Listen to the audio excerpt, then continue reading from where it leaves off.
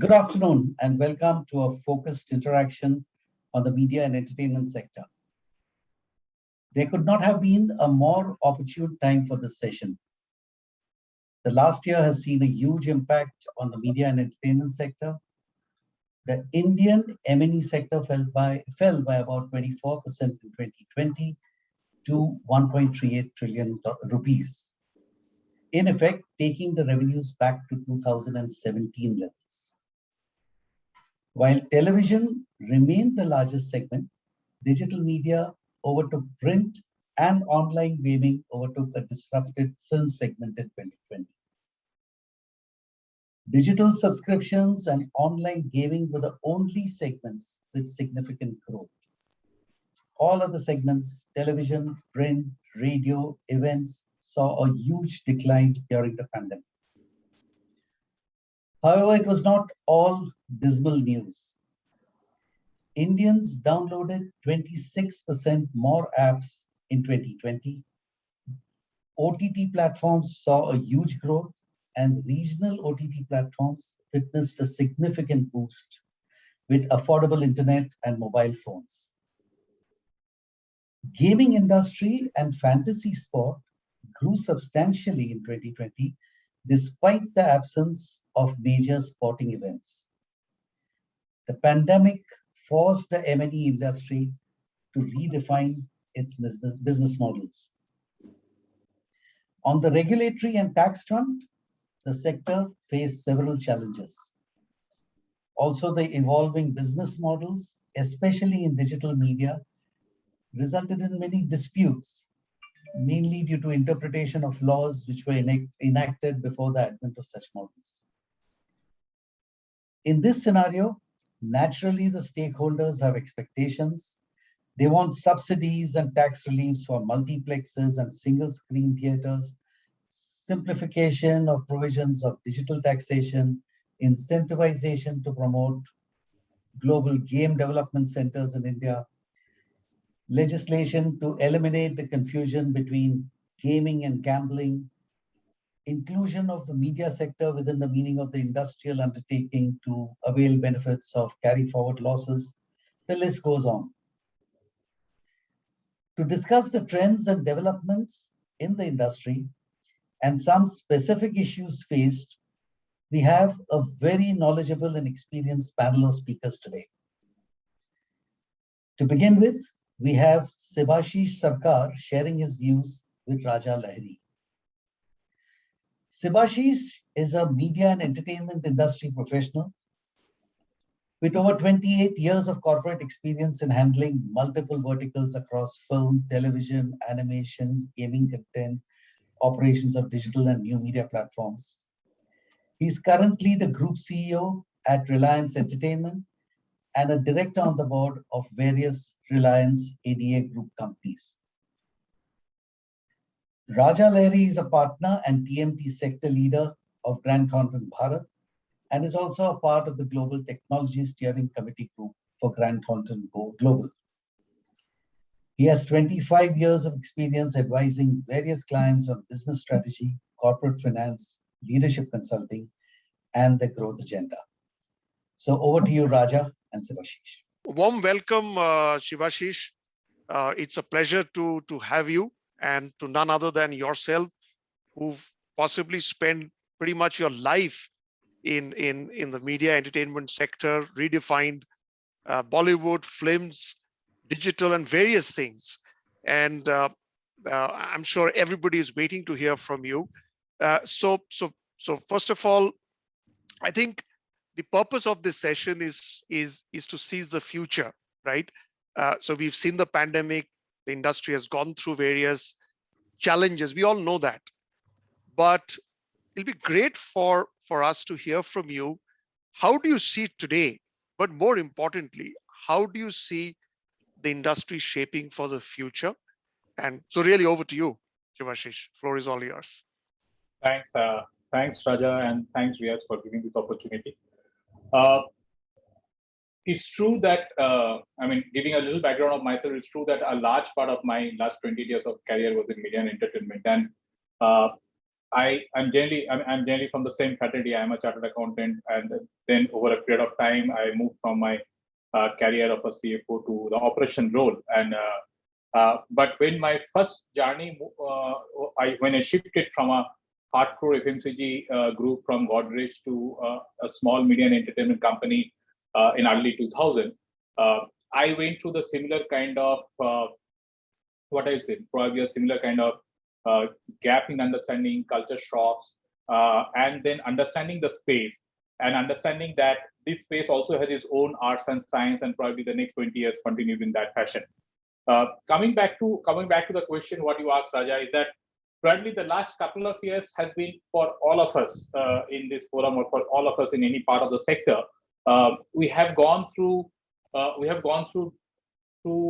layers and layers of uncertainty, and I think probably right now, at least in my own thought process or my own team, or what I tell them to prepare, is that think that the uncertainty is a current situation and that's going to continue, and navigate your path and navigate your life thinking that uncertainty is going to continue, and not necessarily think or not necessarily predict that what's going to happen. From that perspective, the other point to make is that probably last 18 months, I have participated and spoken in so many forums, which I have not done in the last 25 years of my career. And when I look back at last 18 months, most of the things, whatever we have spoken in the last 18 months, have been proven to be wrong. Because whatever we estimated and whatever we have thought, we have been proven wrong. So those are my initial rider of this point. But taking your view of the point a little more seriously, see, media entertainment as a sector, we have gone through two very clear-cut changes we have seen as the overall sector in the last 18-24 months.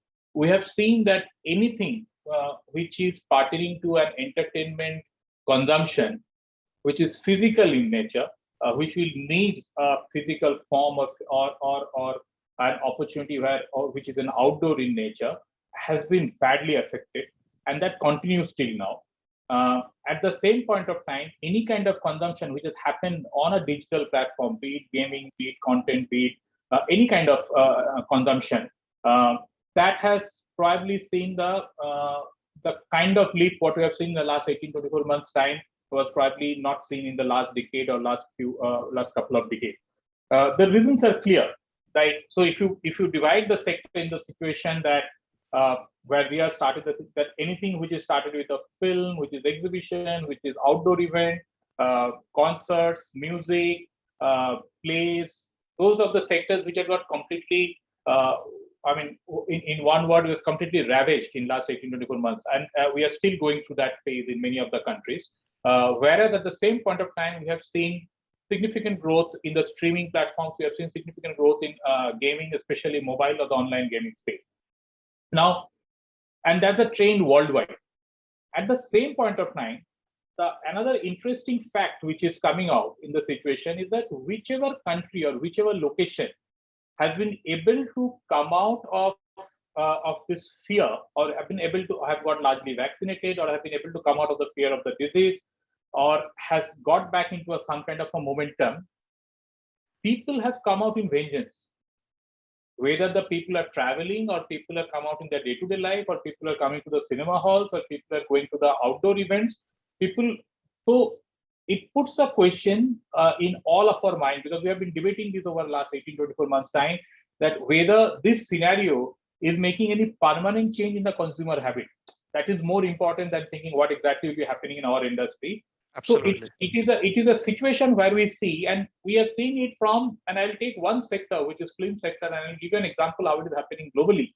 If we look at that, the first country which opened up post this scenario, especially for the film exhibition sector, was probably China.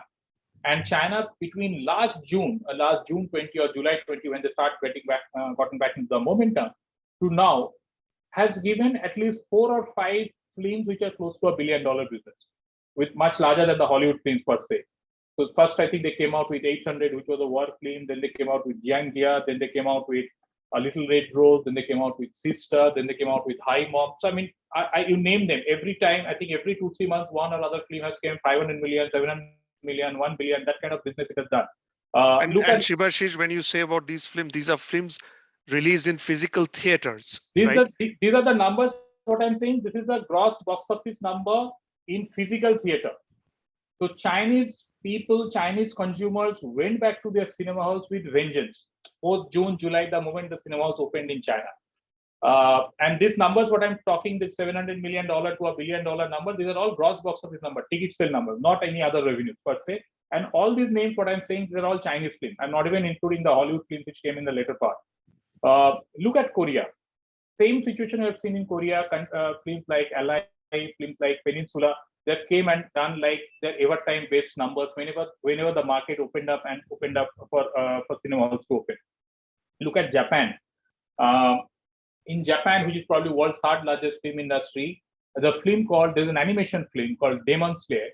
It went on to become, in the history of Japanese film industry, the highest gross box office. So in the history of last 100 years of Japan film industry, it went on to beat the highest film, and it went on to cross that number.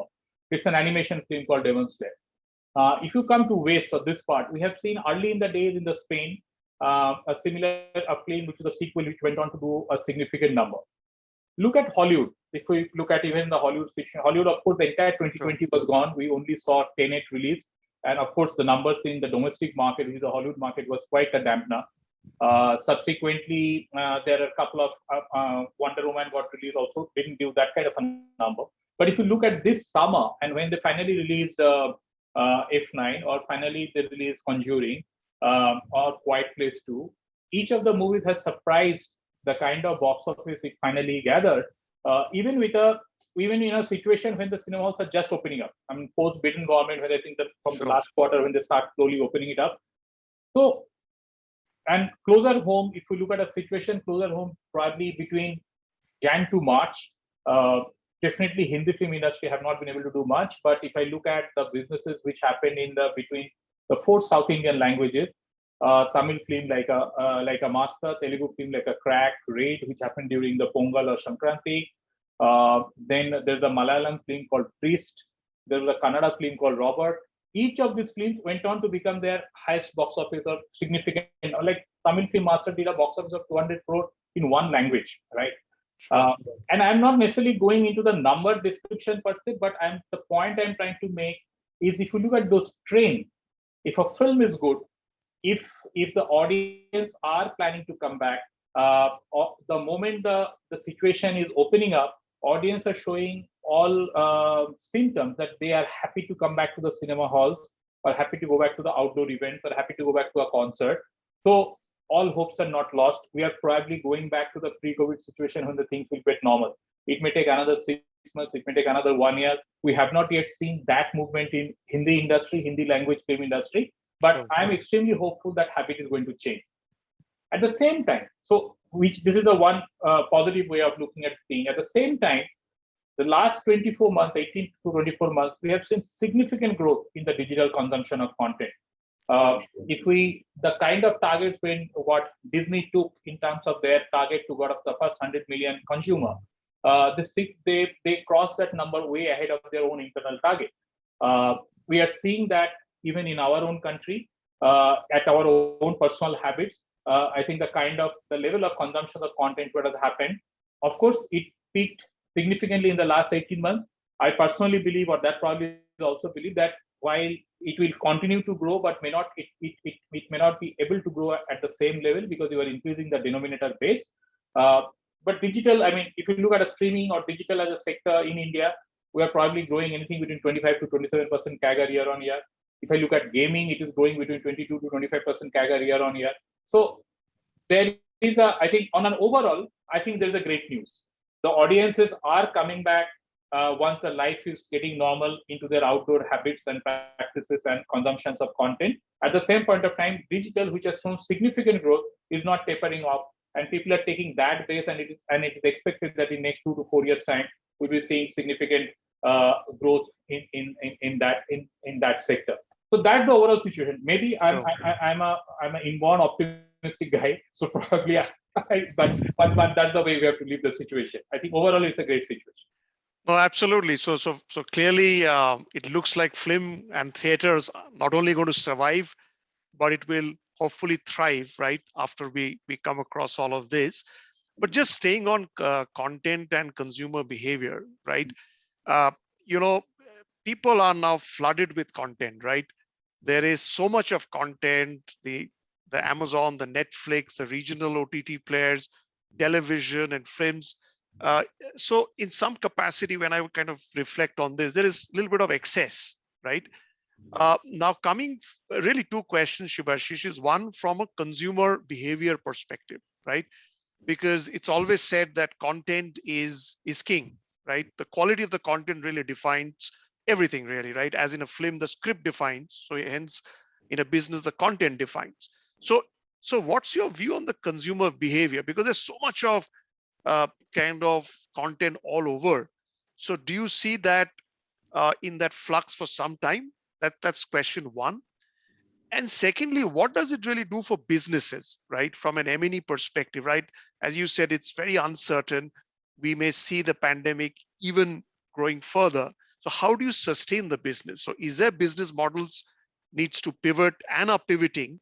And how do you monetize some of these things? So I think maybe two questions. It'd be great to hear your thoughts. Right. So I think probably I'll give the perspective more. I think your question is also more from an India perspective, and I'll give the perspective from that point of view only.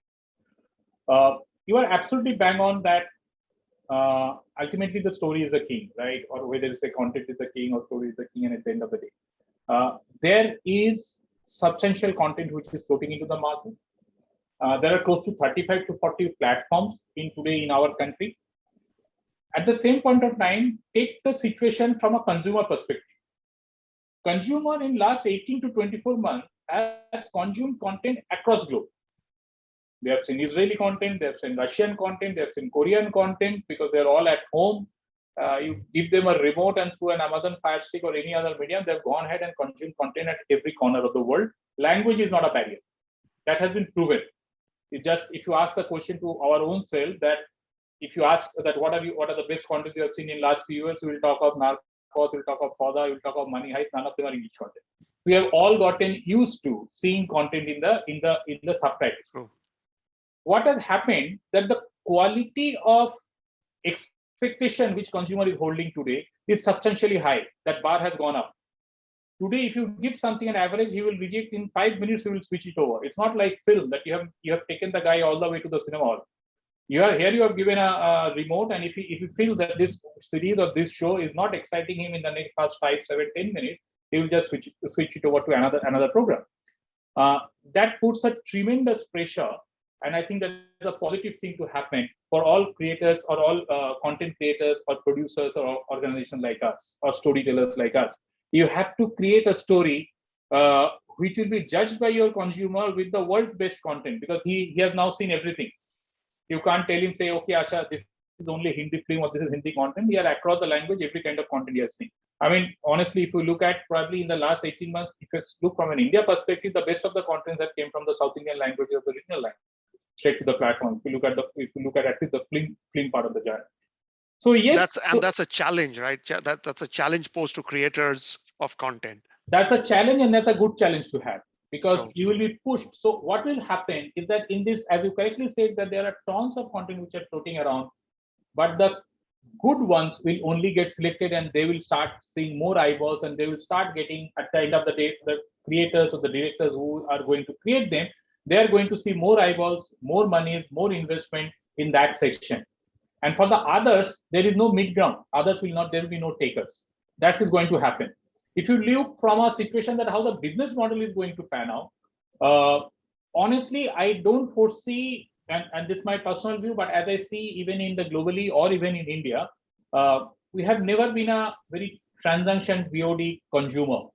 We either go for a SVOD model where we subscribe a certain amount of money and see an X amount of content, or a model can be AVOD model where the revenue is coming through from advertisement.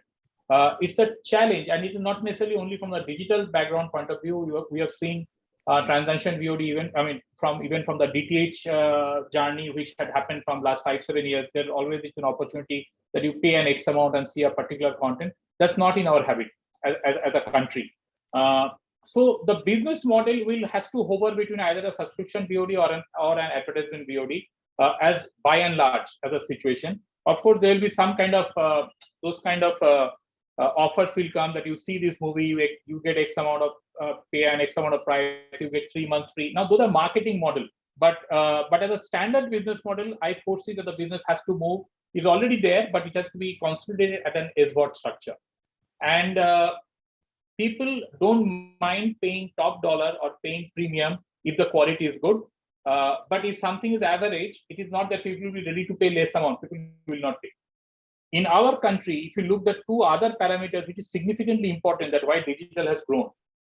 This country has close to 650 million population, which is less than 30 years of age.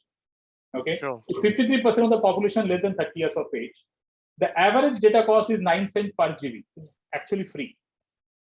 It is not there across anywhere in the globe. The 9 cents per GB is your data cost. Now, these two components will anyway fuel the growth of this country, of this 130 crore population in terms of consumption of content. So, going forward, the models are going to consolidate as SVOD only. I don't foresee that for a very expensive model, how you can structure an AVOD. I mean, of course, the biggest of them are the YouTube and the Facebook are there. I mean, I'm not taking away that from a situation, but a new player coming into the space and getting an AVOD route only will be difficult.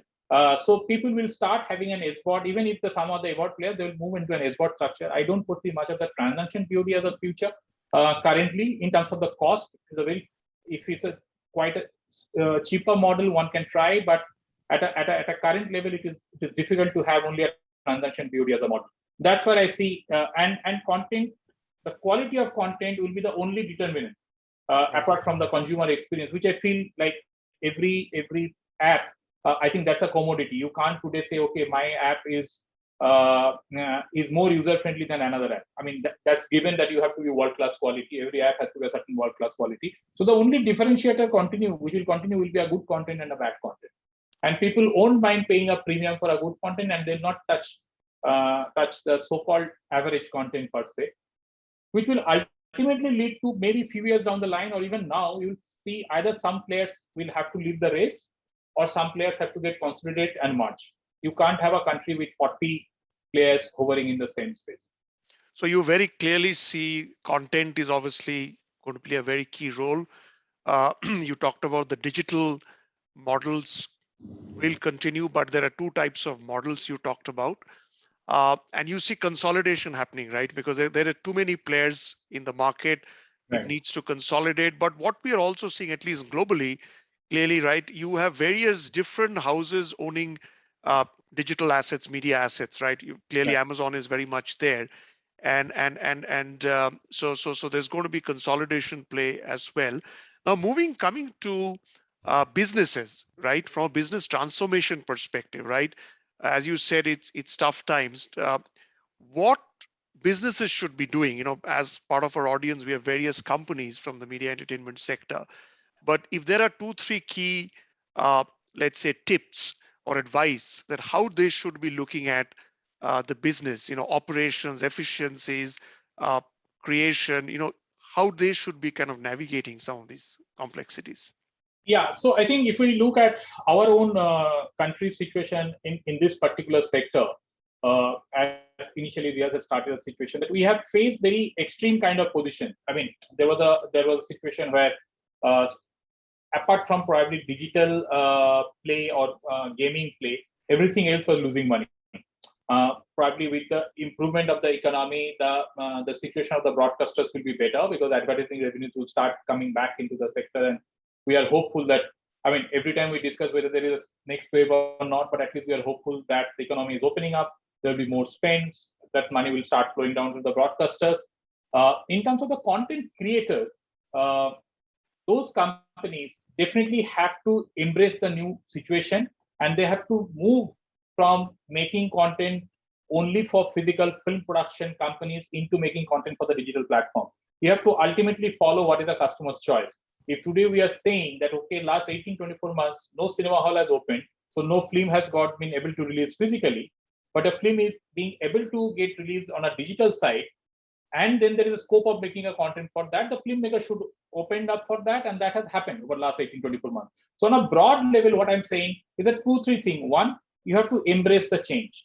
There is no doubt of the fact that there are some change. Don't fight the change. If there are certain changes happening either at a technology level, consumer habit level, on the overall economic price point level, it is better chance to survive that if you embrace the change and then think that what are the restructuring you have to do internally, right?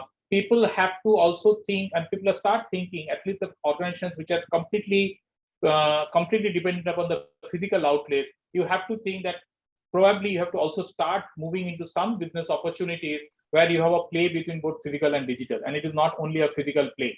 Sure. I won't be surprised, and probably as a wish list, but I won't be surprised that tomorrow we'll see that the large multiplexes or the cinema houses, they will come together and open up their own SBOT shops at the end of the day. Like if you have seen, Book My Show has launched their Book My Show's business was entirely dependent upon the ticketing of cinema ticketing.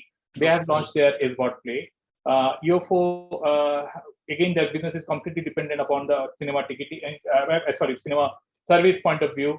They have launched their SBOT play. So I won't be surprised if the companies which are completely dependent on the physical structure, they'll also get into digital in some way, because you have to have a portfolio approach onto the overall size and structure of the businesses.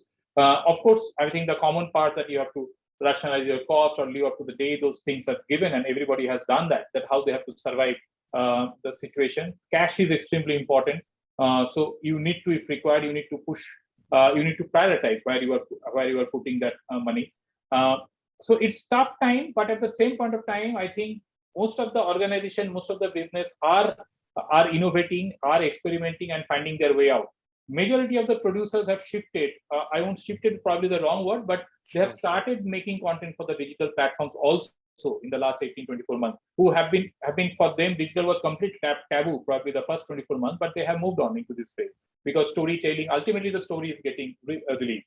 And same point of time, the physical organization also started investing into the digital play. Look at the broadcasters.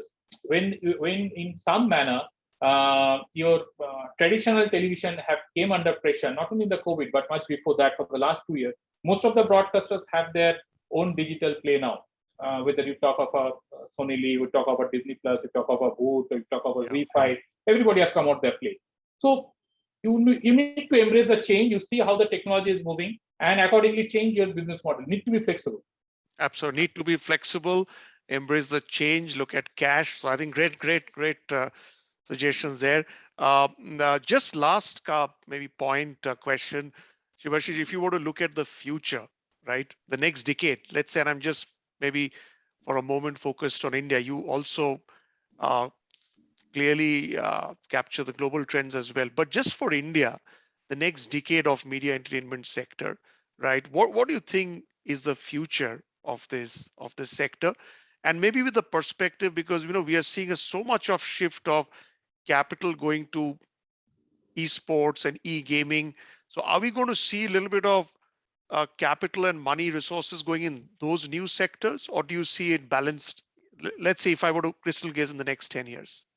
So I'll tell you something. I mean, and this also I'm coming from an experience that I ran. I was a part of the board member and running a company of a console gaming company out of UK, because of that was a Reliance investment company for 10 years, and I have seen worldwide how gaming, even within the gaming, how the situation has moved.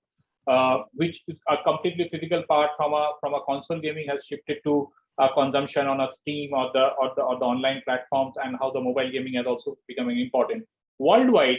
If you look at gaming is a larger pie than the overall film segment and the overall the media segment per se. In India, gaming is very small, but in my mind, if in the next decade, or not even the next decade, in the next 5 years, if you look at it, probably even before that, both gaming and digital has already done. Both gaming will be a larger play than a film business. A film, which is a 100-year-old industry in this country, I see that probably next 24 months or so, that industry, the gaming industry, will cross that size and space for the same two set of reasons. 50% of your population is at a young population with and you have given them a mobile which is less than $100, and you can consume your content or you can play your games. So that's the time what you have to take. So I clearly see that the gaming is going significantly larger. There'll be a lot of growth. We'll also foresee in the, I mean, digital has already shown, so I'm not necessarily mentioning, but digital and the gaming are the two most growing sector. Stress will come on the physical platforms or the physical businesses like a cinema, exhibitions, or say. But in a country which has a 130 crore population and we have only 9,000, 10,000 screens, we have still a long way to go even to reach the basic penetration. So I don't foresee that, unlike many other countries where the question is coming whether there is a saturation point. For us, the saturation point of even in cinema will continue probably another next 25, 30 years at least before any other technological change, etc., make a change in the consumer habit.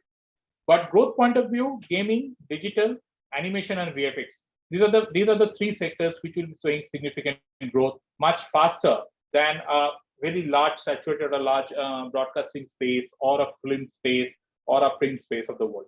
That's what we foresee between next 2 to 5 years or next 3 to 5 years. No, that's great, and I think you've clearly articulated the future. It looks like these are the new trends, and the gaming is going to play a major role. And maybe final words from you, Bollywood and Hollywood, right? Geography is history, right? Would we see a lot of collaboration now happening through the digital medium? It's already happening. I'll give you one example, and you or one insight probably. And I'll tell you, I think the insight can be seen from both sides. I think in every forum or everywhere when we go and speak about India opportunities for the global, we start with a saying that we have 134 crore population, so any global player has to come to our country, right?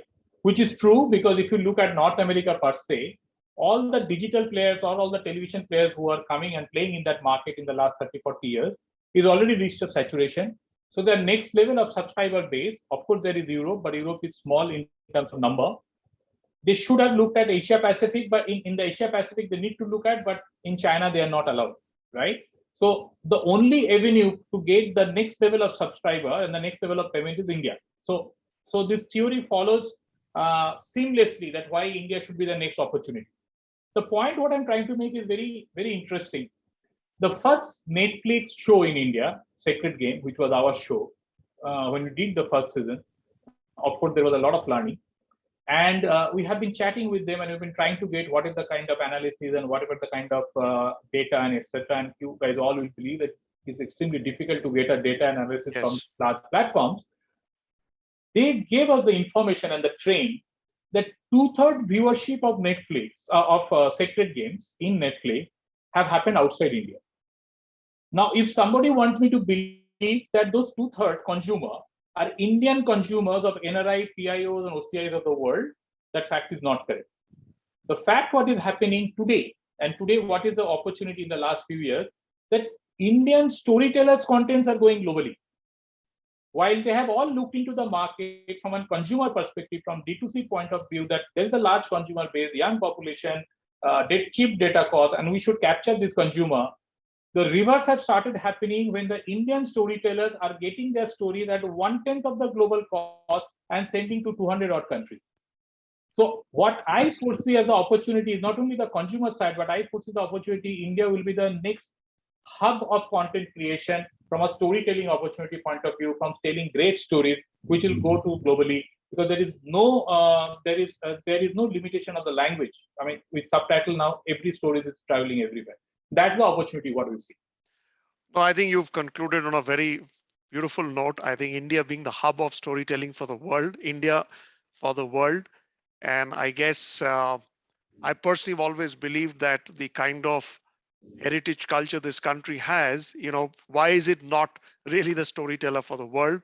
I guess we could have continued, Shivashish, for long, but I think thank you very, very much for your time. And we have some questions, but I guess for the interest of time, we will pass that on. Thank you very much. And, I pass it on to my colleague Riaz. Thanks a lot. Thank you. Thanks a lot. Bye-bye. Hi, thanks, Raja. Thank you very much, Shivashish, for the very, very interesting insights. Quite positive messages being given, and also the mantra, don't fight the change. I think that's what I take away, and it's great.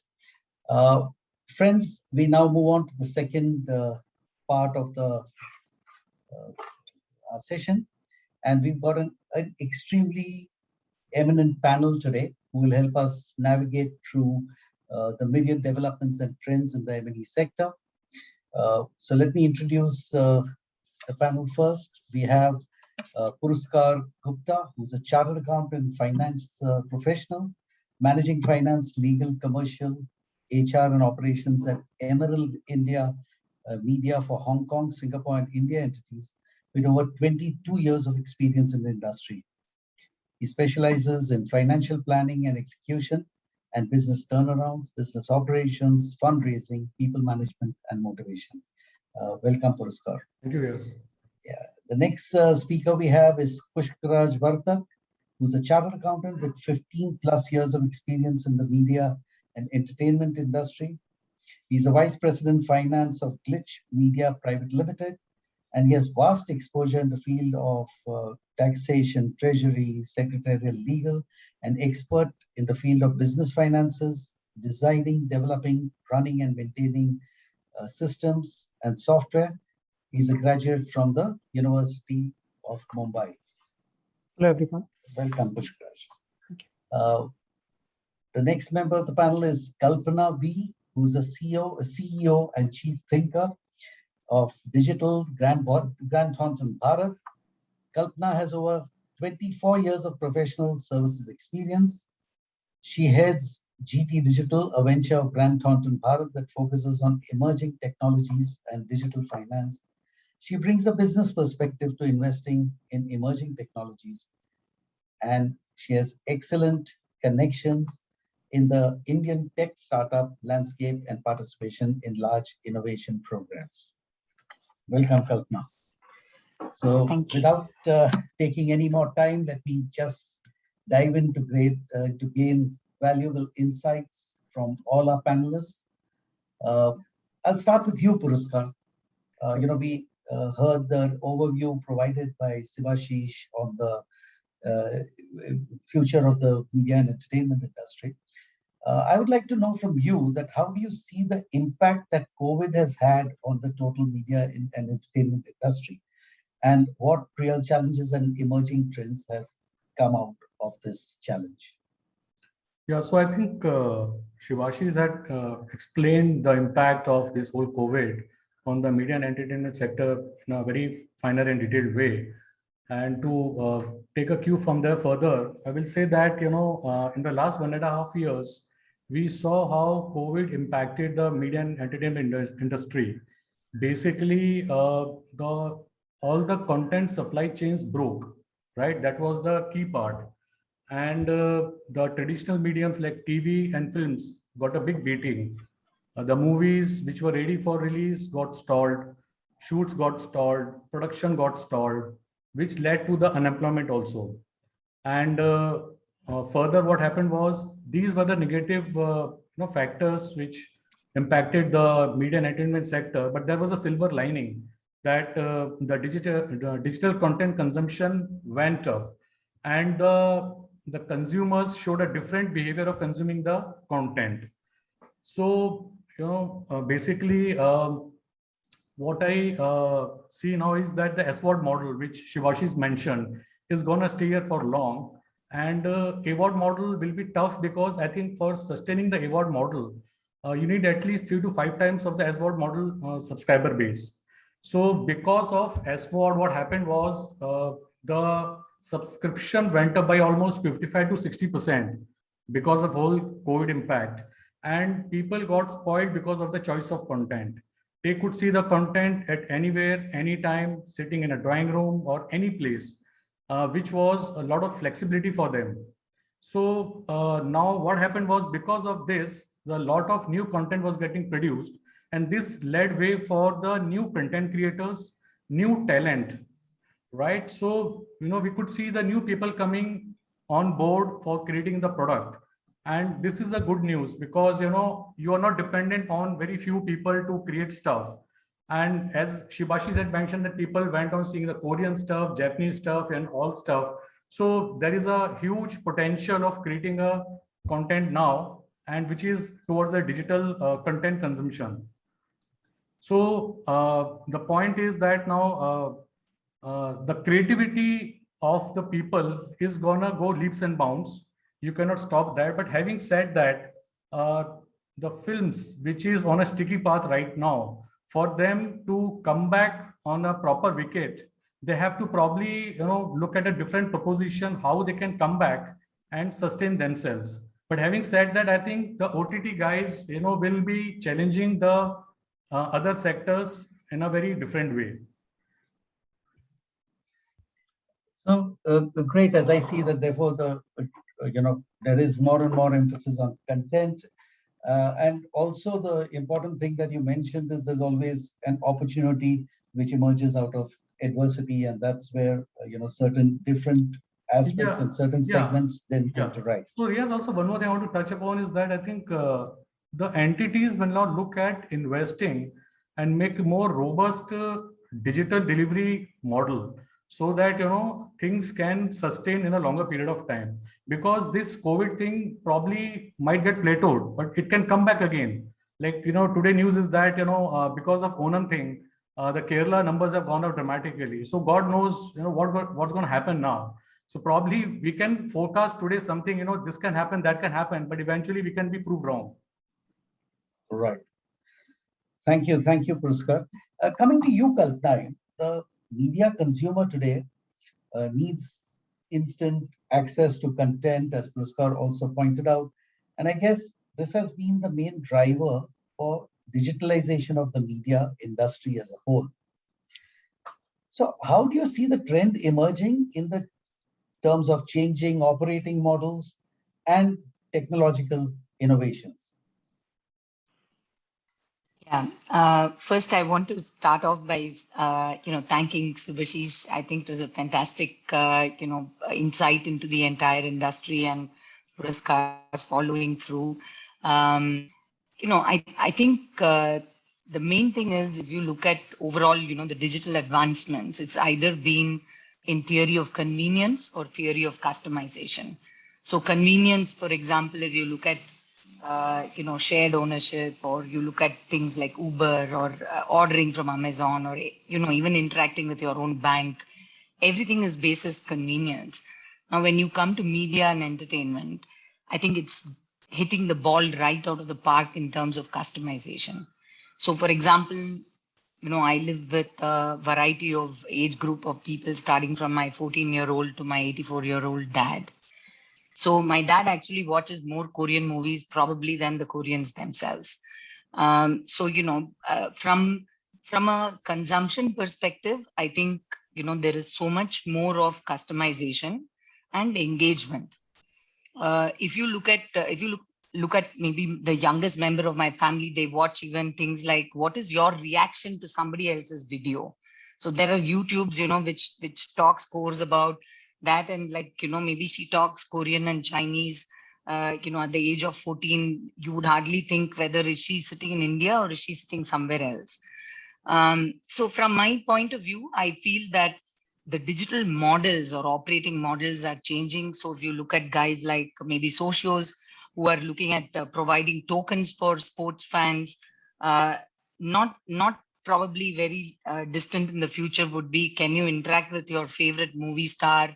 Basically having tokens, either, non-fungible tokens, or maybe looking at blockchain, looking at engagement, maybe using technology pretty much, in everything that you do.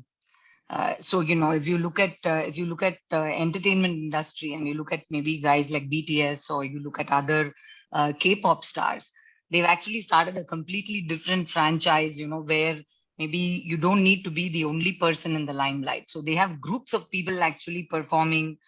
You look at 17, you look at other bands, they're all complete conglomeration of both culture as well as maybe, providing input to maybe clients like my daughter and millions of other girls in India, I suppose, who have nothing to do with maybe either Korea or China, right? So at least in physical sense, I mean. So from my point of view, if you look at the key things, the digital model is definitely changing. I feel, as a finance professional, I'm also an accountant, that eventually finance has to follow, the cart has to follow the horse, which is basically the business. And therefore, what changes are we making to make sure that finance is actually up to speed in this whole operating model will become extremely critical. Of course, Riaz, you were telling me there are a lot of tax issues in NFT, and maybe, there could be several kinds of complication. But I think that's where the finance guys must play a key role to say, how can I make that digital model real in a much, much faster way for our business colleagues to actually capture the moment and capture the market? Great. Thanks, Kalpana. In fact, I was reading the other day about the use of technology in music. And there was a platform which was being created where you could select your favorite performer through the ages. And given a new content, the entire song would be developed based on how that performer would have sung from the smallest nuance.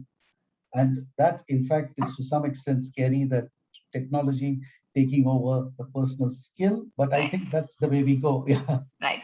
That's Or if great. you look at the number of AR engineers that probably AR Rahman, maybe employs, is much, much higher if you look at augmented reality or virtual reality, and look at the number of people that are engaged by, say, an entertainer is much, much higher than probably, the other IT sector put together, to say, okay, what is cutting edge technology being used for, right? Because you can increase your lifespan of how you entertain people by simply making yourself, eternal, so to speak, right? Great. Thanks, Kalpana. So now, Pushkaraj, I'll come across to you. Kalpana has been speaking about the role of finance also in this changing environment. So let's get to the more mundane area of tax. And, during this entire period of change, what have you seen as a key challenges that has been faced by the industry in terms of cash flows and related other outcomes, both from the direct tax front, indirect tax, and the regulatory front? So which are the challenges you've seen, and how have they been coped with?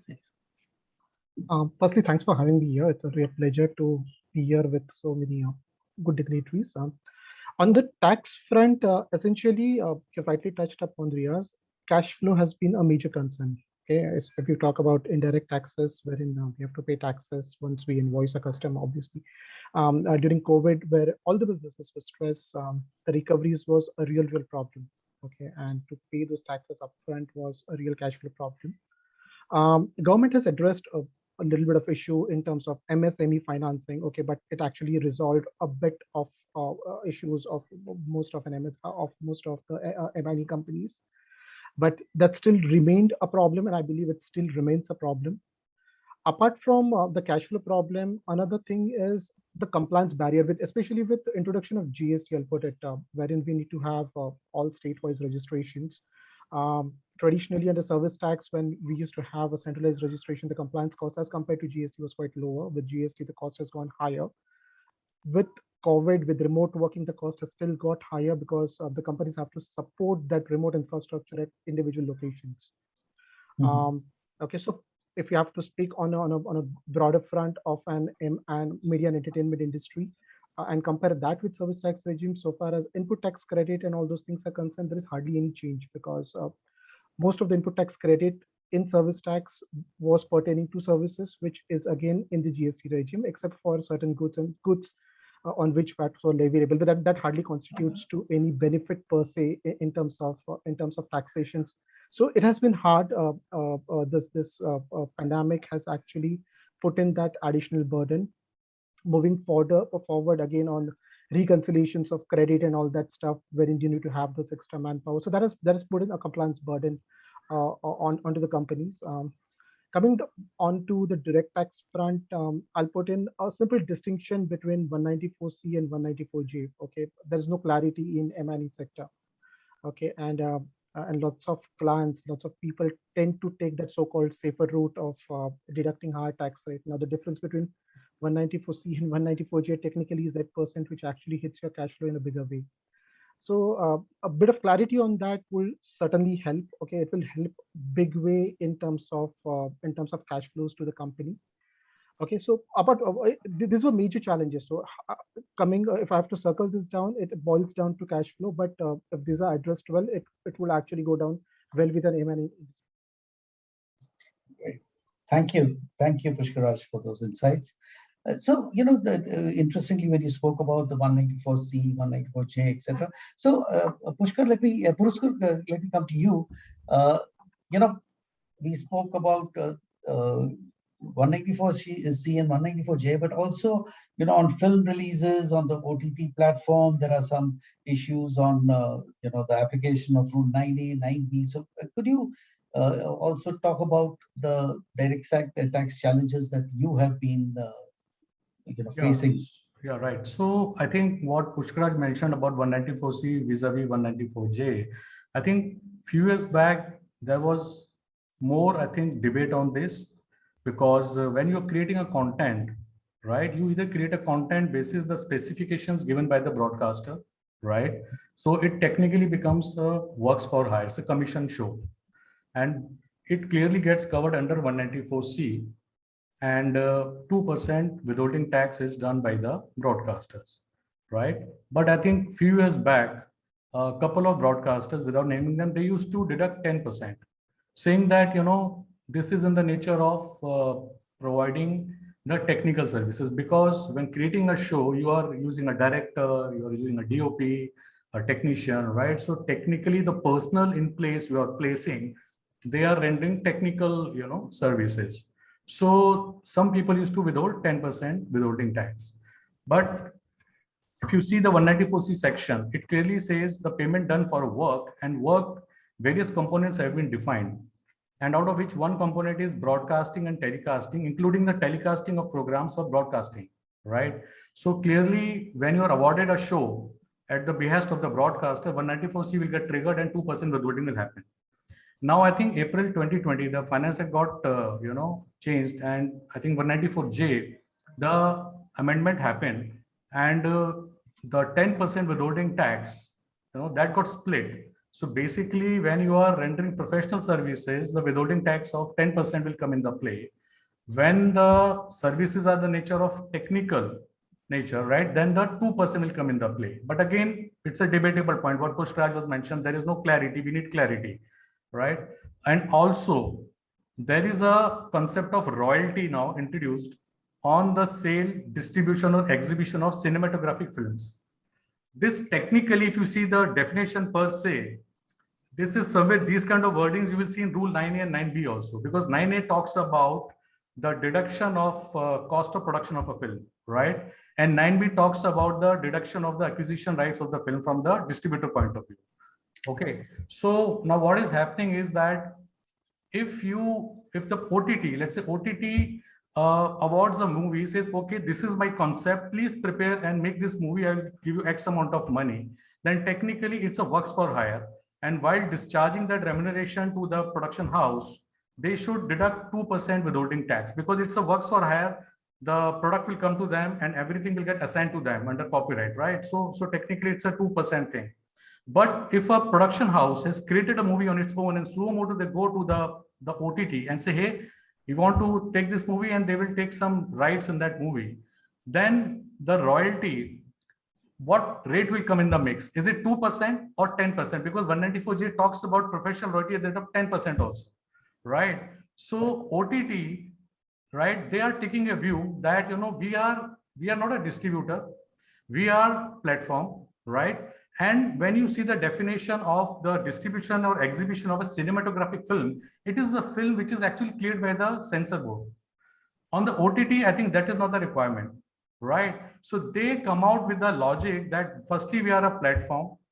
We are taking this movie, which is without any certification, right? And why should Rule 9B or 9A apply? Because in that case, what happens is the deduction is dependent on the realization of a movie, which is directly attributable to the cost of the movie. In this case, when OTT is charging a subscription fees from a customer, it is a composite number. How do I portion X amount to this movie? So the logic is that I will not trigger 9B for claiming the deduction of the expense. I will simply capitalize the cost of a movie, and then charge the depreciation under the tax at the rate of 25% as an intangible asset, right? And if some person has an issue, they clearly say, or the stand they're taking is that, please go and get a lower withholding tax certificate under 197. So I think it's a litigative matter in terms of capitalizing the movie and all, because it will not be easy to justify. But I mean, see, revenue authorities can take any view. They can always say, hey, you should charge off or whatever. So this is a bit of tricky one, I'll say.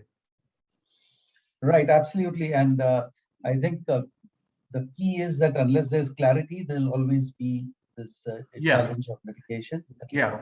You also referred to some censorship and all that. I think that is a whole different topic of censorship, IP rights, data privacy, which will arise in these new models. But that's another subject that needs to be seen in a much different platform. Right. Pushkaraj, I would like to just ask you then, in this scenario, as we see that there's need for intervention in the media industry to give it a boost while the changing models are working, but there is definitely a lot of stress on the sector as a whole, which needs to be addressed. So what would be your key expectations from the government to see whether we can, how this industry can be supported, in terms of films, in terms of workforce, whatever. So, M&E industry is actually one of the key contributors to GDP at this point of time, and plus it's a major source of employment for lots of people in India as well. Okay, so it's a big industry, and there are a few things which through this forum I'd like to put on. One basically is, and as Mr. Shivashish Sarkar just pointed out, that stories are developed in India. I would like to produce the stories in India as well. Okay, so, and we need to have that infrastructure in India. So basically, government needs to actually boost infrastructure wherein production happens in India and Hollywood actually comes in India as well, rather than we going out of India and shooting films. So there is an opportunity there. Apart from just M&E sector or production, it will boost tourism as well as hospitality industry. Okay, so there is a parallel scope of parallel development there. Labor in a production industry or an unorganized M&E industry is a huge chunk.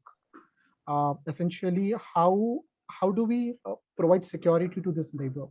Okay, if in case of something like a pandemic, okay, the government has come up with certain measures, but yes, on a long run basis, how do we provide security to such a large force is something which needs a thought through.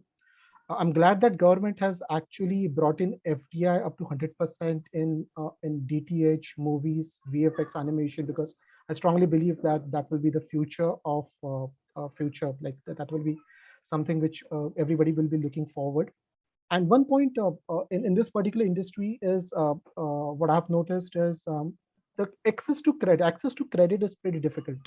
Getting working capital is pretty difficult. The steps that government has introduced for an MSME companies, something government should do for media and entertainment sector as well, because producing a movie, for an example, requires huge funding, and accessing that credit is not as easy as it looks. So that is something which these are 4 points which basically I like to put forth through this medium.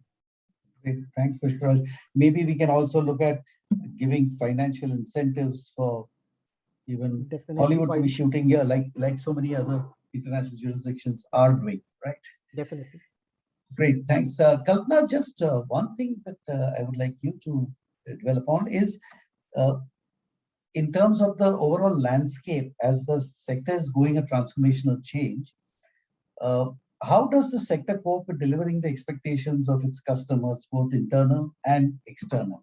So that's Right. So I think I would definitely like to maybe borrow, from Subhasish to say that don't fight the change. Be extremely customer centric, whether internal or external. And, because the customer preferences also change, enable both content creation as well as content, let's say, retirement very easily on and off, because, from a loyalty perspective, I think the loyalty is to content. It is not really to a particular player per se. And therefore, how quickly you're able to sense what is the whole pulse of the media then becomes a critical aspect of how you want to structure your services to the customer. Typically, people don't maybe, involve or engage the customer, but like I was mentioning earlier, you do have sports, music, and to a certain extent, even gaming, all engaging their end customer very, very closely. So, if you look at maybe several platforms or mediums that are available where you can actually engage with the customer and actually understand and get the data and make sure that you are able to change at the speed at which the preference is changing. And last but not the least, give it a try in terms of not shying away, because like I like the Netflix founders quote that no company has died because of moving too fast, but many have probably perished because of moving too slowly. Even if it were to be bordering on betting on some of the models, try it.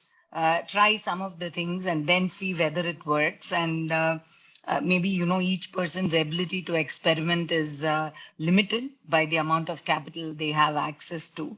I think necessity is the mother of invention.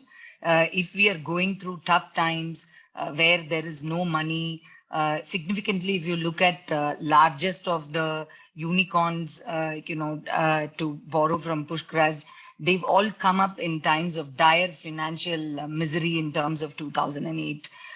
So my view is that we should not leave innovation be. We should go and dabble in it. So yeah, to summarize, adopt or embrace the change. Make sure that you have mechanisms, because mechanisms last a longer lifetime than ourselves. Make sure that mechanisms are there to both sense, both sunrise and sunset content. And last but not the least, make sure that you do dabble in different models, even if it is in a smaller measure. Thanks. Thanks. Thanks a lot, Kalpana, for those insights. I'll come quickly back to you, Puruskar. There's a, we are talking about foreign direct investment, and this FDI in September 19, 26% FDI was permitted for even uploading and streaming of news, etc.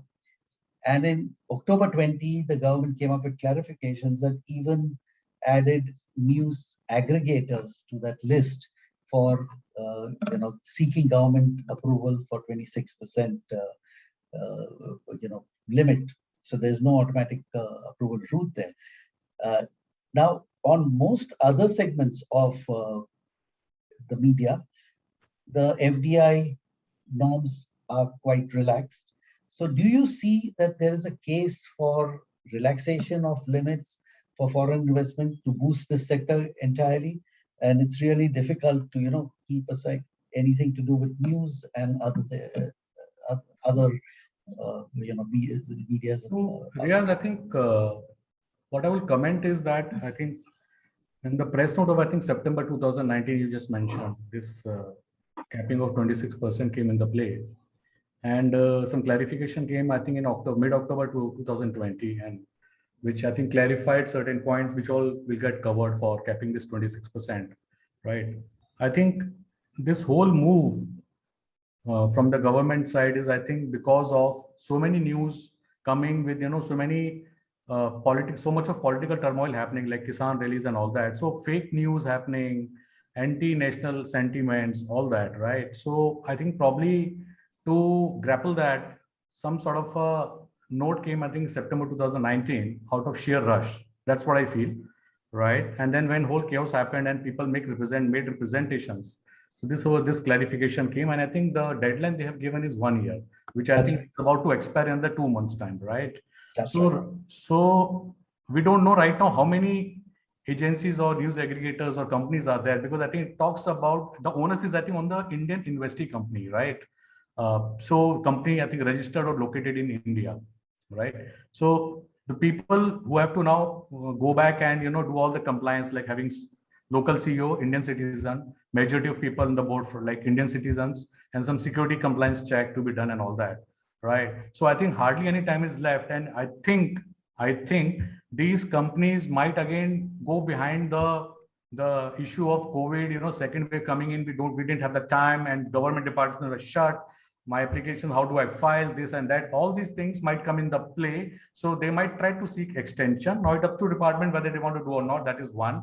Second is that it will be interesting to see how government responds to all these applications, favorably or adversely, right? So if something goes wrong and they refuse, and if someone is beyond 26% to bring their shareholding to whatever, and if it is approved to a lower percentage, how the return of capital will happen, So I don't think any company will be interested in divesting at a loss, right? So I think till the time some numbers or statistics come out, I personally don't think that, the relaxations can happen right now. Probably they will go with this 26%, might give some extension of doing the compliance, and then take a call accordingly, how the things shape up. That's my view. Great, Puraskar. That is very, very insightful. On that note, maybe I'll just ask Raja to come in. Raja, there are two parts of a question addressed to you. That we have, everyone has referred to the changing business models, etc., and we've also referred to various challenges being faced. We have also seen in the news that there have been some consolidation of media houses that has happened in the recent past. ITV Network took over the radio business of Sports Flash, then Z Entertainment had earlier taken over Margo Networks, etc. So first question is, do you expect accelerated consolidation in the industry over the next few years? And while I briefly spoke with Puraskar on the FDI part, I wanted to also know whether you see any interesting trends for funding options in these media houses. So I'll just build in two questions into one, given the limitation of time. Thanks, Riaz, for the question. I think it's pretty simple answer. I think Shivashish touched upon that the future is the new sectors, gaming and esports.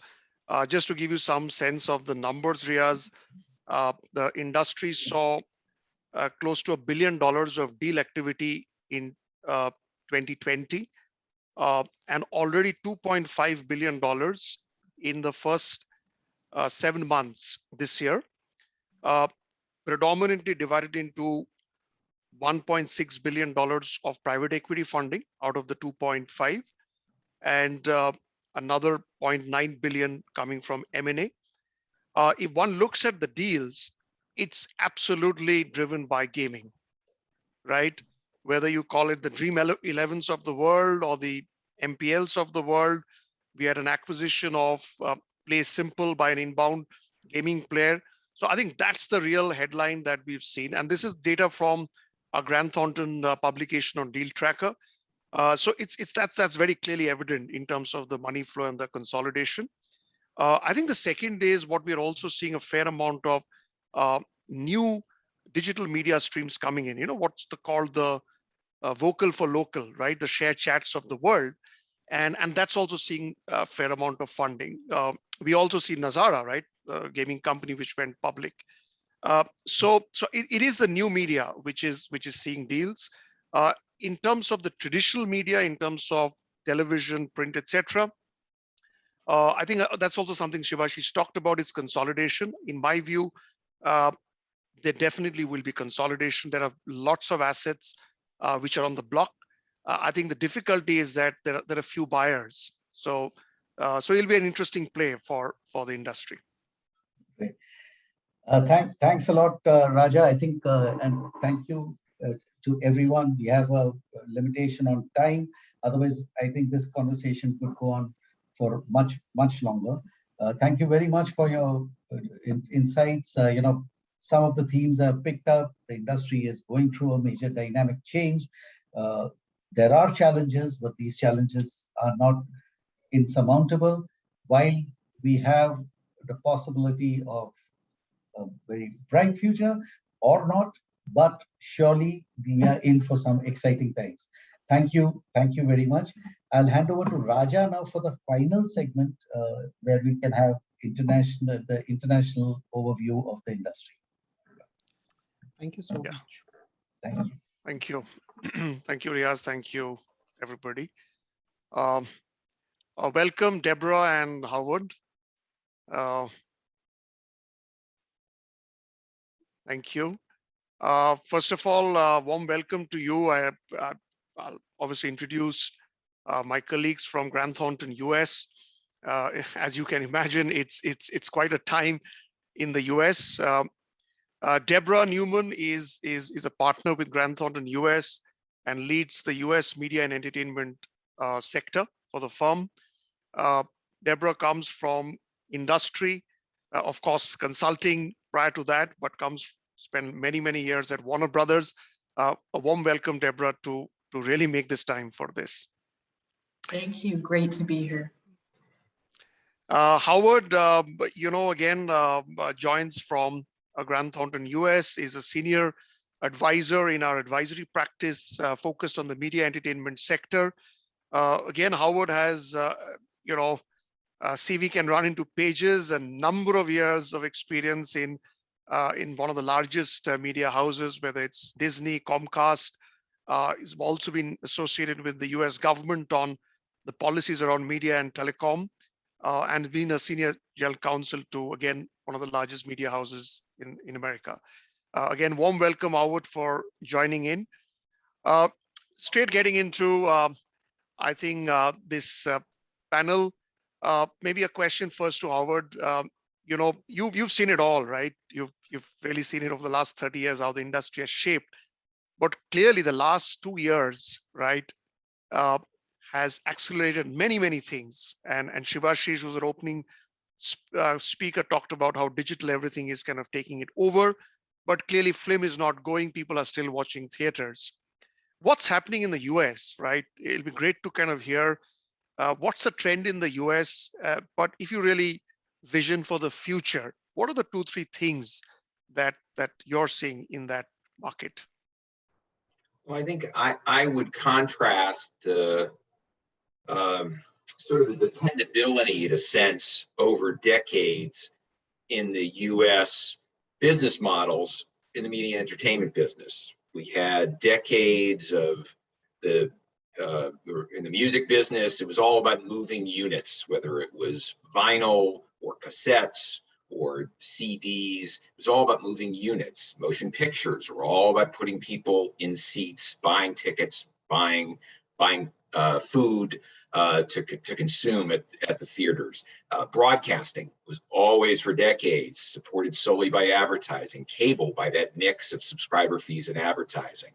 And I think where we are now and what the future looks like is a far more uncertain one. I think it was one of your previous panelists talked about experimentation, and I think we're at the early stages of a lot of testing and learning around the business models. And I think we can expect a future which doesn't look like one template to follow, depending on what part of the business you're in. If you look at streaming media, there's already a variety of approaches out there, from the pure subscriber video on demand, from Disney Plus and Netflix with no advertising as part of the mix, to the other end of the spectrum, free, entirely ad-supported products, whether it's Tubi or Pluto or Crackle Plus or the free level of Peacock, whatever it may be, as well as a number of other revenue streams that we can talk about as well. So I think we're in the midst of, and it will only continue to be greater and greater uncertainty. And I think my analogy is, if any of you have seen the US movie from Christopher Nolan of a number of years ago called Inception, at the end you see a spinning top, and depending on where the top falls is whether we're in that case in reality or in a dream. And we're kind of in that, the top is spinning and we don't know where it's landing. It's going to be reality one way or another, but where it falls and how it falls is very much to be determined. Well, absolutely. My mind is absolutely spinning, with that uncertainty. But I guess that really gets, I think, with that perspective to maybe Deborah. Deborah, with this kind of uncertainty, what does businesses need to do today, right? And you've kind of been there transforming organizations. How should business be responding to some of these situations? Yeah. So there's a number of changes or areas to consider, but there's something that's a through thread and has been a through thread, like what Howard had alluded to, where there's some aspects that are not changing. So it's really all about the power of the library, the content. That is something that is not going to change. And so what we see is different companies have different capabilities. And so like one of your speakers said, a lot of mergers and acquisitions in order to expand their capabilities. And we see that they really need to expand, of course, on the library content, but also technology. And very, very specifically about technology, I feel that before we used to talk about bandwidth, and it used to be, how do we get the quality of that product? For the most part, I think that's there. And so now we're really about data analytics. We now have the ability, with all of this content being digitized, to really have those customer analytics. And so we have different companies with these capabilities merging. We talked a bit about that I worked for Warner Brothers, and we had the AT&T Time Warner, merger. And so that was really about combining customers with that content, and then also having those data analytics to be able to see, what customers need and want. And so, of course, we will continue to see this. Another aspect is global. So this isn't only now about content that you develop within your country, within your language. I see very much it's about repurposing content and taking a proven product to be able to roll it out across multiple countries, languages, that kind of thing. And then kind of a final thought just on this area we're talking about is the regulatory.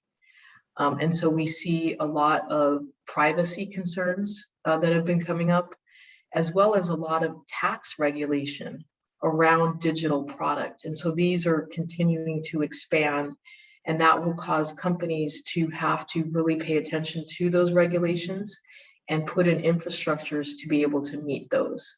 So for example, if I have product out to 50 different countries, how am I making sure that the taxes, that we're adhering to those taxes across all those countries? Well, excellent. While my mind was spinning, but after Deborah, you really got some music in my ears, but because that's exactly what we chatted on the first panel, that content is king. Right, so that's not changing, and the second you touched upon, I guess, the opportunity. It's a global opportunity today, right? So you can create the content from anywhere. If it is great, you can have the power to transmit all across the world through the OTT players.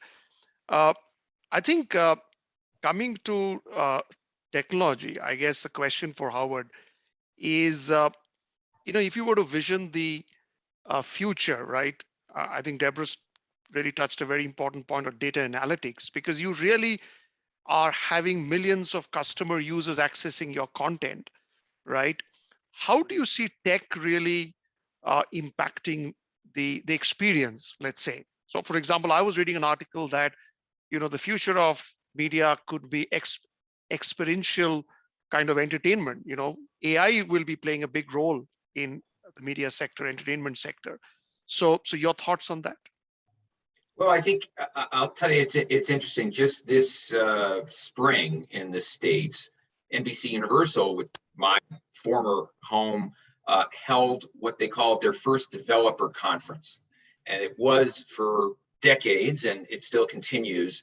The major media companies have held in the spring what are called their upfront presentations. And that's where the beginning, the kickoff of the advertising marketplace. And those presentations, besides glitz and a lot of very fancy parties and great venues, are a pitch of, here's our content, here's what we're selling you, here's what we'll be on in the fall and over the winter, and you can now buy advertising in the upfront marketplace. The developer conference was a very different tone and different pitch, and NBCU made a point, and NBCU, for those who don't know, is owned by Comcast, the largest broadband or cable operator in the States. And their pitch was, we aren't just a media company, we are a media and technology company. A bit of that is rhetorical, but there's a reality there, which is that it isn't that the content, and they are more, above all, a content company, but in interacting on a B2B basis with their marketing partners, with social media companies. I mean, they made a point of discussing their e-commerce partnership now with Facebook and Instagram. So I think that the multiplicity of testing and learning around business models will also bring greater and greater demands on media companies for investments in technology, whether it is organically building their own tech, whether it is through an M&A process. They're certainly going to look for opportunities to add companies that provide capabilities that they lack. And then in marketing partnerships, there are plenty of others. To be a technology company doesn't only mean owning your own technology, but it means integrating that of others. And I think that again, it's an area where we do a tremendous amount of work, right? Is that both post-acquisition and in more organic settings in which new technologies are brought into the mainstream of the business. And so I think that you will increasingly have the coming together of, and the blurring of lines between the content, the advertising or sponsorship opportunity, and the technology that brings that all together. No, absolutely. I think that's very, very insightful, and you've clearly articulated the power of tech in this sector. Coming to Deborah, as a firm, I know, and we obviously, globally, we have a media entertainment practice. We are helping many companies, right, for acquisitions, for their listings, SPACs, right? SPACs been a big subject in the US. It's also a big subject in India as well. Operating efficiencies and compliance. But from our firm perspective, where do you see, what are the one or two areas where we feel is the maximum leverage that media entertainment companies can derive value? Is it around the disruption model? Is it around the digital models that needs maximum assistance, or do you see around funding and listings? It'll be good to get a sense how you're seeing in the US market. And I might defer some of that to Howard. Howard, if you have a perspective. I really see, and it's kind of consistent with some of what we're talking about, it's about expanding your reach with these companies. So we see a lot of players that have emerged. And when we're talking about media and entertainment, we include other subsectors. So for example, video games and sports. And all of these have had to reimagine their models, especially during this pandemic. So take, for example, a sports team, right, where they used to have thousands and thousands of fans that were in person. They've had to pivot and reinvent themselves very, very quickly to establish digital presence in order to continue to market and reach that customer. And so that's what I really think is very important. And we actually do work across a number of clients where we're looking at, okay, our model has to change more for this digital presence, but it's not only the customer that we have to concern ourselves with, we actually have to concern ourselves with the internal personnel. Are they skilled enough to service this new environment? And I don't know if India is facing this, but we have unprecedented staffing shortages right now across the board. Part of it was because of stimulus that was paid out. Part of it is because people are rethinking kind of their lives and their careers. And so we're just finding, so it has to not only be meaningful for your customers, but it has to be meaningful for your employees. And that's perhaps the greatest issue I see outside of technology. And when we're talking about mergers and acquisitions, I see the people equation, because we are only able to service our customers and do everything we want to do if we have employees to do them. So I do think that is a huge aspect that needs to be tackled. So maybe not 100% what you asked, but hopefully helpful. No, absolutely. Absolutely. It's a similar issue in India as well. People and digital skill upskilling. The only benefit is possibly that you have the STEM base quite high in India in terms of the skills. But yeah, digital skills is an area of focus for India as well. I guess, I know we have limited time, but maybe, if I may, just a quick question to both. Are we going back to the theaters? Shivashish talked about in China, Korea, people are with revenge going back to the theaters. So do you see that happening in the US? Not yet. How do you see that happening? Howard, do you want to start? I'll start with that. I think that the challenges to the theatrical model have been there forever, right? But it has endured, and I mean, I think that's one of the interesting things, that radio is still with us more than 100 years after it began, even though there's a million other entertainment options that never existed. We still have a huge percentage of the American public, again, at least in the US, that consumes some radio during the course of their week. There is still, it's amazing that broadcasting, to be honest, gets the share of the audience that it does, given so many choices that you have in the home.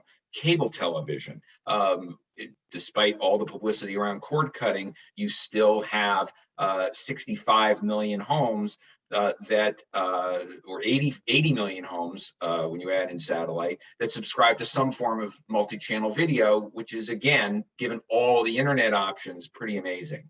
When it comes to theater, I think that I think the challenge is greater now than it has ever been, certainly. And I think COVID, in the way it has made people rethink, as Deborah referenced, their whole careers on a smaller scale, it makes them rethink sort of the way they approach entertainment. And I think the trend that likely will continue is the theaters look more and more like the home for big event pictures.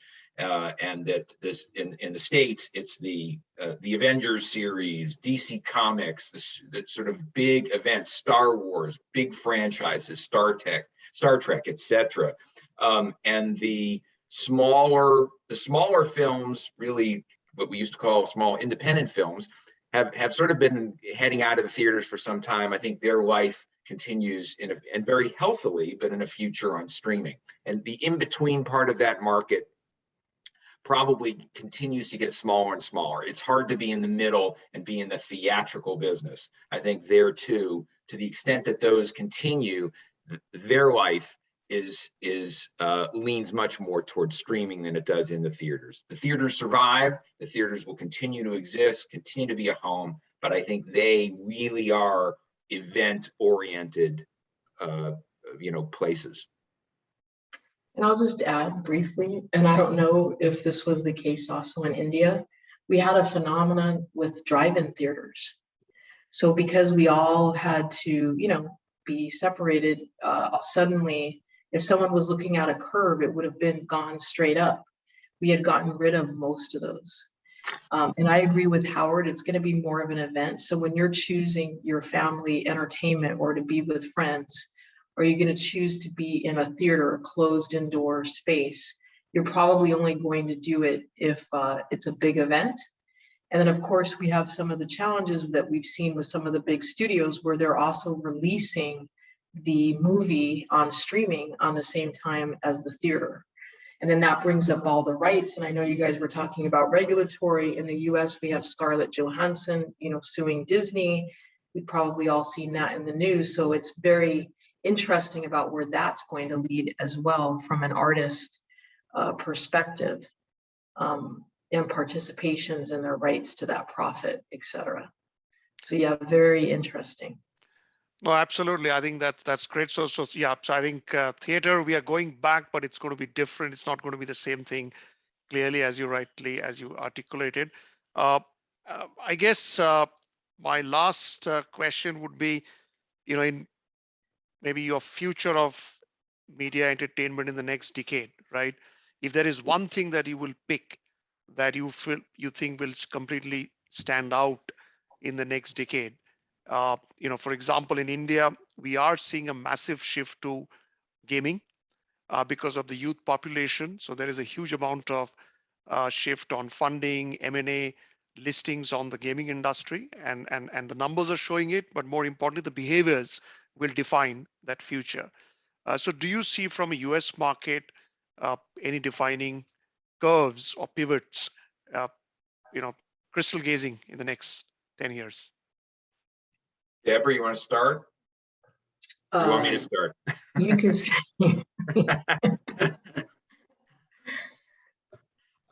Well, I'm gonna, my crystal ball is to me, the easiest thing to predict is, and it's a recurring theme here, but the endurance of content. And I think that the technology that changes in consumer behavior and technology and production have presented the consumer with an explosion of choices. And I would say not an explosion of choices, certainly you can add in gaming as well, and different ways to interact with sports, honestly, when it comes to sports gambling, as well as, video games. But I think that what this, however consumers are accessing their content, and I think that we will see a continuance and a reshaping of areas like broadcast, cables, multi-channel video, but not their elimination over the next decade. They will be different. They will not be gone. But I think that the proliferation of content will continue. And in the States, certainly, I think one of the most interesting developments has been the explosion in international content. And the allure of, Americans we are notorious for not speaking, many of us not speaking additional languages, or if we do, not very well.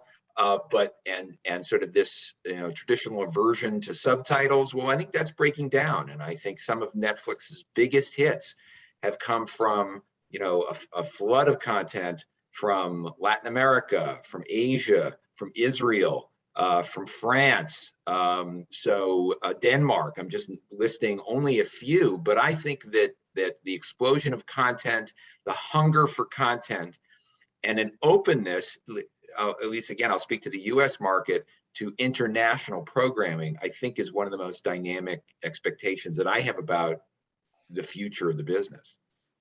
Fantastic. Deborah, final words? And I'll just add, it's hard to pick one just because I think that there's so many different angles and it's so individualized. So I see video games continuing to grow and explode. I see content development, just like Howard's saying, especially during, you've had a long day or hard times, you want to watch content that's going to make you feel good, and we're constantly seeking that. And we're consuming it in all different ways. And so I frankly see exactly like what you were talking about, Howard, broadcast continuing, or I'm driving and I'm listening to the radio, but I'll add to that, we really see podcasts exploding. So that's kind of a new model in terms of, we didn't really think much about it in the past.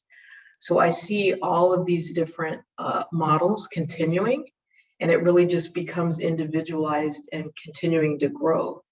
I continue to see the decline on the in-person events, unfortunately, in-person concerts, sporting, until we really get to more of a comfort level within countries and globally for us to be more outdoors or indoors even with with our colleagues and friends. So yeah.